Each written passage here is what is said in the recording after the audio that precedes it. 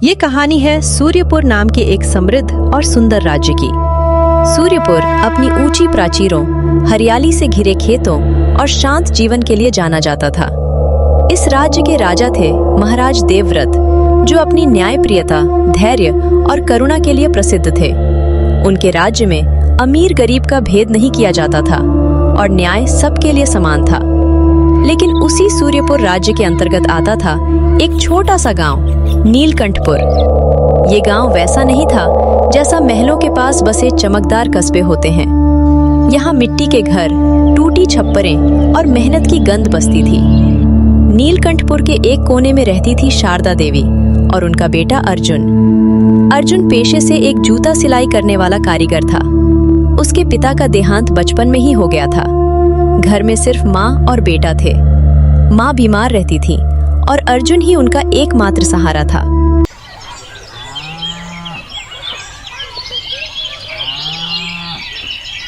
माँ, मैं बाजार जा रहा हूँ। अर्जुन ने अपने औजार उठाते हुए कहा। शारदा देवी खांसते हुए बोली, बेटा, आज थोड़ा ज्यादा कमा लाना, दवाइयाँ खत्म हो गई हैं। आप चिंता मत करो माँ, आज वैद्य से दवा ले आऊंगा। लेकिन मन ही मन वो जानता था कि हालात कितने खराब हो चुके थे। बाजार पहुंचकर अर्जुन ने अपनी छोटी सी दुकान सजाई। टूटी चप्पलें, सुई धागा, हथौड़ी, यही उसकी दुनिया थी। पर आजकल लोग मरम्मत करवाने से कतराने लगे थे। एक आदमी की चप्पल उसके सामने टूट गई। भैया दे दीजिए, अभी ठीक कर देता हूँ। अर्जुन बोला। आदमी ने मुंह सिकोड़ लिया। नहीं नहीं, अब जमाना बदल गया है। मरम्मत करवाने वालों को लोग गरीब समझते हैं। वो आदमी नई चप्पल खरीदने चला गया। अर्जुन की उंगलियां कांप गईं। क्या सच में मेरी मेहनत की कोई कीमत नहीं रही? उसने आसमान की ओर देखा। पूरा दिन निकल गया। केवल 2 ग्राहक आए। कमाई सिर्फ 2 सिक्के। इतने में माँ की दवा ही आ सकती थी। घर लौटते समय रास्ते में उसका सिर झुका हुआ था। घर पहुंचते ही पड़ोसी भैरव सामने आ गया। अरे अरे, क्या बात है, आज भी खाली हाथ? अगर थोड़ा खाना बचा हो तो। ओहो, अब मोची महाराज को भीख मांगनी पड़ रही है। भैरव ने ताना मारा और बचा खुचा खाना दे दिया। वो रात अर्जुन के जीवन की सबसे भारी रातों में से एक थी। अगली सुबह बाजार में भीड़ लगी थी। शहर से लाया हूँ जादुई यंत्र। एक व्यापारी चिल्ला रहा था।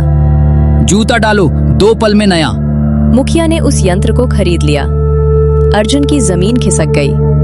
अब कोई मोची की जरूरत नहीं। लोग हंसने लगे। मुखिया ने अर्जुन को भगा दिया। पहले भी गरीब था, अब भी रहेगा। घर लौटकर अर्जुन ने सब माँ को बताया। माँ रो पड़ी।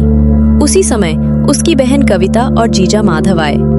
दरवाजे पर रखी सुई माधव के पैर में चुभ गई।